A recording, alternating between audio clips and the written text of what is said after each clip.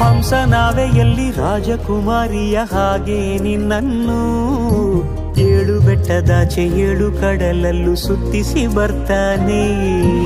ಅಲ್ಲಾವುದ್ದೀನನ ಅದ್ಭುತ ದೀಪದ ಹಾಗೆ ನನ್ನಪ್ಪ ಎಲ್ಲ ಸಂತೋಷ ನೀಡುತ್ತ ನನ್ನನ್ನು ಕಂದ ಅಂತಾನೆ.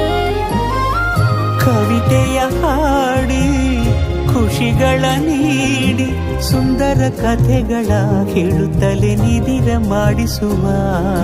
ಹಿಂದಿರುಗಿ ಹೋಗದಂತೆ ನನ್ನ ಈ ತೋಳಲ್ಲಿ ಬಂಧಿಸುವೆ. ಮಿನುಗು ಚುಕ್ಕಿಗಳನ್ನು ಹಿಡಿದು ಬೊಗಸೆಯಲ್ಲಿ ತರುವ ನಿನ್ನ ಅಪ್ಪಯ್ಯ.